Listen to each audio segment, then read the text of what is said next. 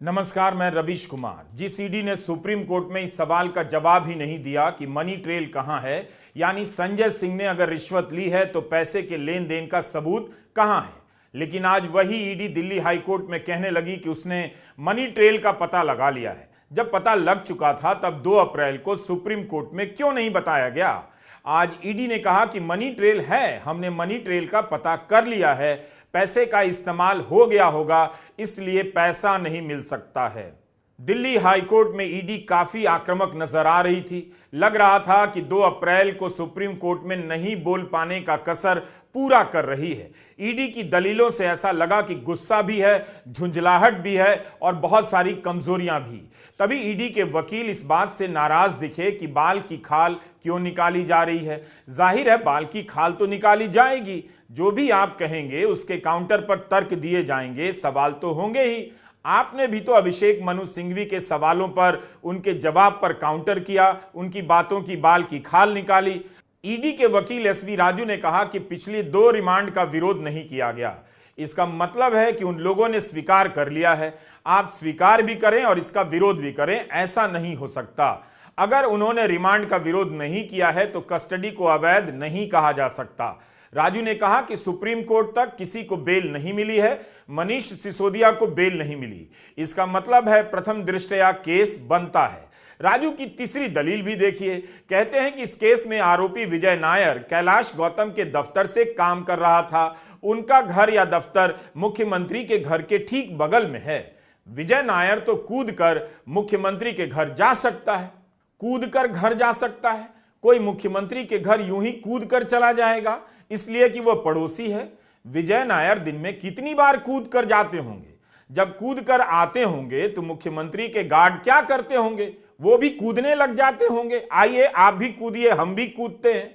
हमें पता है कि एसवी राजू उदाहरण ही दे रहे थे, लेकिन क्या उनके पास यही ठोस दलील थी कि विजय नायर कूद कर मुख्यमंत्री के घर जा सकते थे? घर इतना करीब है। ईडी के वकील एसवी राजू ने केजरीवाल के बारे में कहा कि आज केजरीवाल का रवैया ऐसा है कि मैं संत हूं, जबकि आपने यह सब बहुत चतुराई से किया है। ईडी ने बहुत मेहनत से सबूत हासिल किया है। इसका सवाल कहां है कि मेरे घर से कुछ नहीं मिला? पैसा तो आपने गोवा में यूज कर लिया। जब ईडी ने पूछा कि पैसा कहां है तो आपने कहा नहीं पता है। तर्क है कि अगर मैंने कुछ किया है तो मेरे घर से कुछ मिलेगा, लेकिन अगर आपने पैसा किसी और को दे दिया है तो आपके घर से कहां से मिलेगा?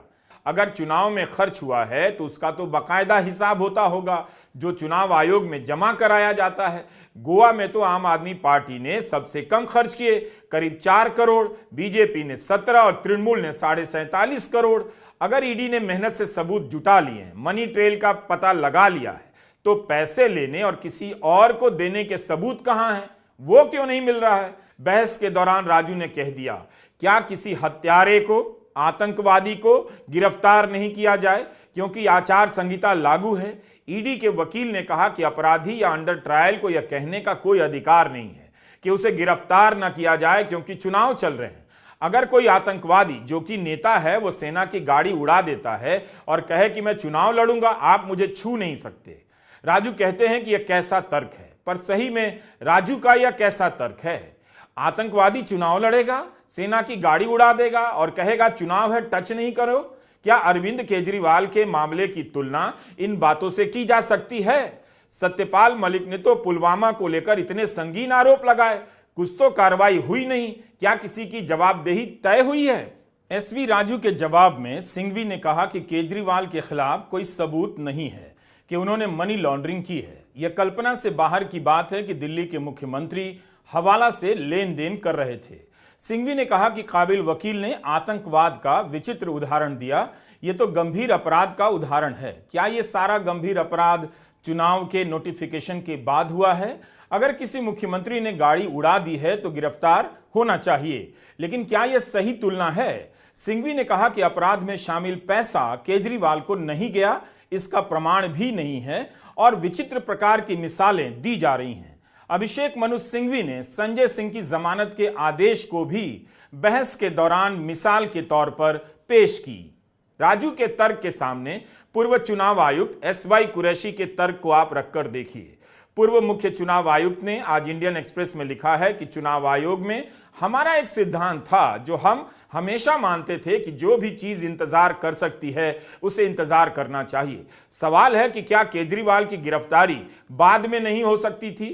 क्या पूर्व मुख्य चुनाव आयुक्तों को नहीं पता कि वे क्या बोल रहे हैं? उन्हें भी तो कुछ पता होगा, तभी तो कह रहे हैं कि इस मामले में चुनाव आयोग को दखल देना चाहिए, क्योंकि इस गिरफ्तारी से लेवल प्लेइंग फील्ड बिगड़ जाती है। ईडी को पता है कि जिसे गिरफ्तार किया गया है वह हत्यारा नहीं है, आतंकवादी नहीं है, दिल्ली का मुख्यमंत्री है। ईडी ने नाम भले नहीं लिया, उदाहरण नहीं दिया, लेकिन जिसकी जमानत के विरोध में यह बातें कही जा रही हैं वह दिल्ली का मुख्यमंत्री है। अगर केजरीवाल को गिरफ्तार किया जाना इतना जरूरी है, केजरीवाल इतने खतरनाक अपराधी हैं, तब फिर इसी शराब घोटाले में संजय सिंह की जमानत के विरोध में ईडी सुप्रीम कोर्ट में क्यों नहीं बोल सकी?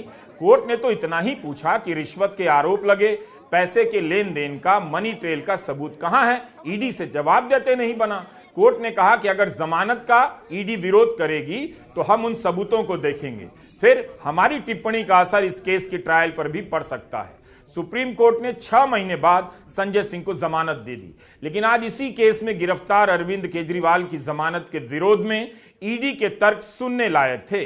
हाई कोर्ट में राजू ने दावा किया कि उनके पास व्हाट्सएप चैट हैं, हवाला ऑपरेटर के बयान हैं, तो यही सब क्या ईडी सुप्रीम कोर्ट में नहीं दिखा सकती थी और संजय सिंह की जमानत का विरोध नहीं कर सकती थी? ईडी ने कहा कि गवाहों के बयान से लगता है कि केजरीवाल घोटाले में शामिल रहे हैं। ईडी कहती जा रही थी कि केजरीवाल निजी रूप से शामिल हैं। शामिल तो मनीष सिसोदिया और संजय सिंह भी बताए जाते हैं। 1 साल से सिसोदिया जेल में हैं, तो क्यों नहीं कुछ मिल गया ईडी को? 2 अप्रैल को राउज एवेन्यू कोर्ट में मनीष सिसोदिया ने अपनी जमानत याचिका में कहा कि मेरे खिलाफ सारी जांच पूरी हो चुकी है, मुझे जेल में रखने का कोई मतलब नहीं। इस बात की आशंका नहीं है कि मैं किसी भी तरह से जांच से छेड़छाड़ कर सकता हूं या सबूत मिटा सकता हूं। बेल के लिए किसी भी शर्त को मानने के लिए तैयार हूं। ईडी ने कहा कि हाईकोर्ट में किसी को बेल नहीं मिली है। ऐसा कहां लिखा है कि हाईकोर्ट में किसी एक केस में 2 लोगों को बेल नहीं मिली तो तीसरे को भी नहीं मिलेगी? सुप्रीम कोर्ट ने संजय सिंह को जमानत देते हुए यही कहा कि उनका आदेश नजीर नहीं है, लेकिन यहां हाईकोर्ट में सभी की जमानत रद्द हुई है, उसका इस्तेमाल नजीर की तरह किया जा रहा है। क्या ईडी ने नहीं देखा कि संजय सिंह की जमानत भी हाईकोर्ट में ही रद्द हुई थी और सुप्रीम कोर्ट से मिल गई है? दिल्ली हाईकोर्ट में आज ईडी के वकील एसवी राजू ने कहा कि ईडी आम आदमी पार्टी की संपत्ति जब्त करना चाहती है। पहले से ही कुछ संपत्तियां हैं जिन्हें जब्त भी किया गया है। एसवी राजू ने कहा कि अगर हमने संपत्ति जब्त कर ली तो आरोप लगेगा कि चुनाव के समय ऐसा किया, लेकिन हमारी किस्मत अच्छी है कि हम अभी जांच कर रहे हैं और जांच पूरी नहीं हुई है। लग रहा है कि ईडी बहुत चिंता करती है कि चुनाव के समय किसी को गिरफ्तार ना किया जाए, वरना लोग सवाल करेंगे जब आपने मुख्यमंत्री को ही गिरफ्तार कर लिया है तो चुनाव के समय उसकी चिंता करते हुए आम आदमी पार्टी के दफ्तर को जब्त ना करने की यह चिंता कुछ ज्यादा ही मानवीय और अनुकरणीय लगती है। चुनाव के बीच ही तो आम आदमी पार्टी के विधायकों के यहां छापे पड़े, मंत्री कैलाश गहलोत से भी ईडी ने पूछताछ की है। चुनाव के समय ही तो तृणमूल कांग्रेस की उम्मीदवार और पूर्व सांसद महुआ मोइत्रा के खिलाफ ईडी ने मनी लॉन्ड्रिंग का केस दर्ज कर दिया। इसके पहले लोकपाल के आदेश के बाद सीबीआई ने एफआईआर दर्ज कर दी, जबकि इस समय महुआ मोइत्रा चुनाव में व्यस्त हैं। यहां तो चुनाव की चिंता ईडी को नहीं सता रही। यह महुआ मोइत्रा ने ट्वीट किया है। उनकी मां ने बेटी को मैसेज किया है कि अगर तुम्हें गिरफ्तार करेंगे तो मां उम्मीदवार बन जाएंगी।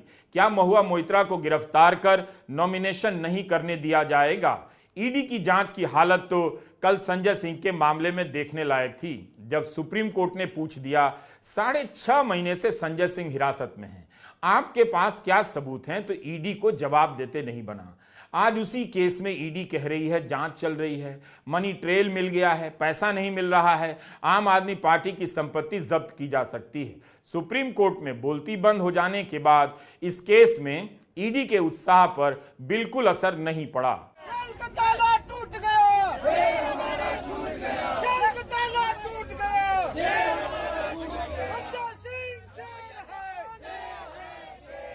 उधर संजय सिंह के समर्थक तिहाड़ जेल के बाहर नारे लगाते देखे गए, उनके आने का इंतजार करते हुए। इससे पहले संजय सिंह को लीवर में किसी शिकायत के कारण दिल्ली के ILBS अस्पताल में भर्ती कराया गया था। संजय को अस्पताल से तिहाड़ लाया गया, जहां से उनकी रिहाई की कार्रवाई पूरी हुई। जमानत की शर्तों के अनुसार संजय सिंह दिल्ली से बाहर नहीं जा सकेंगे और उन्हें अपने फोन का GPS ऑन रखना होगा।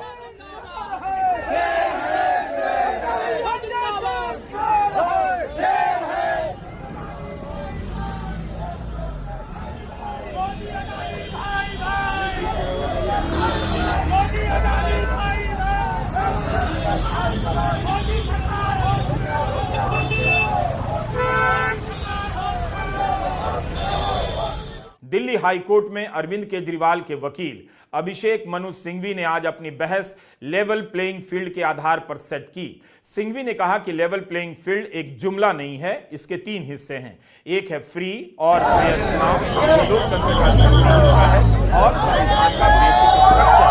इस केस में टाइमिंग का मुद्दा साफ साफ दिखाई देता है, ताकि केजरीवाल चुनावी प्रक्रिया में भाग न ले सके। उनकी पार्टी को पहले वोट पड़ने से पहले ही खत्म कर दिया जाए। सिंघवी ने कहा कि मनी लॉन्ड्रिंग धारा 50 के तहत 30 अक्टूबर 2023 को प्रयास भेजा, 9वां समन 16 मार्च को भेजा। इस दौरान 6 महीने गुजर गए। साफ दिख रहा है कि बिना जांच, पूछताछ और सामग्रियों के आधार पर उन्हें गिरफ्तार किया गया है। खास बात है कि इसमें सेक्शन 50 है ही नहीं। हमने आपको पिछले एपिसोड में बताया था कि इस केस में सरकारी गवाह बना राघव रेड्डी अपने पिता श्रीनिवासलू रेड्डी के लिए आंध्र प्रदेश में चुनाव प्रचार कर रहा है। अभिषेक मनु सिंघवी ने राघव के बयान का उदाहरण देते हुए कहा कि इस व्यक्ति ने 9 बयान दिए, गिरफ्तारी से पहले 7 और 2 बयान गिरफ्तारी के दौरान। यह अपने आप में हास्यास्पद है। अभियोजन पक्ष कह रहा है कि जब तक आप केजरीवाल के खिलाफ बयान नहीं देंगे, हम आपका बयान रिकॉर्ड करते रहेंगे। यह पूरी तरह से छिपाया गया है। क्या यह सही है? अभिषेक मनु सिंघवी ने कहा कि गिरफ्तारी की जरूरत नहीं थी। अगर गिरफ्तार करना ही था तो उसका पैमाना बहुत ऊंचा होना चाहिए था, क्योंकि इसके तहत जमानत आसानी से नहीं मिलती है। टेस्ट यह नहीं कि आप गिरफ्तार कर सकते हैं या नहीं, टेस्ट इस बात को लेकर होना चाहिए कि चुनाव के ठीक पहले गिरफ्तार करने की जरूरत है या नहीं। इसका एकमात्र मकसद है अपमानित करना और असमर्थ कर देना।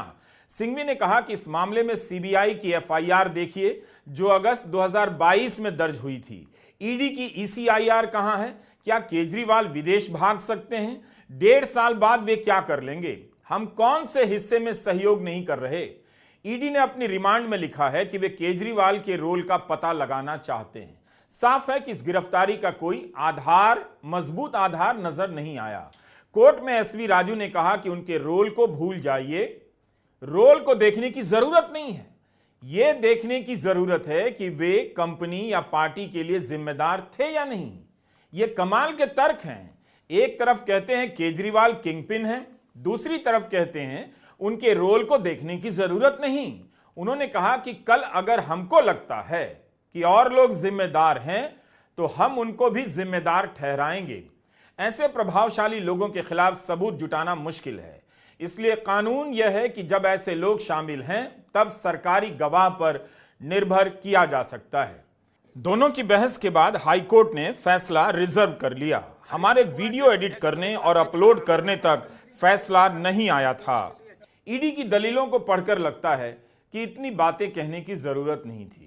एक लाइन में दलील पेश की जा सकती थी कि हम ईडी हैं, हम जिसे चाहें जब चाहें किसी को गिरफ्तार कर सकते हैं, क्योंकि हम ईडी हैं। नमस्कार, मैं रवीश कुमार।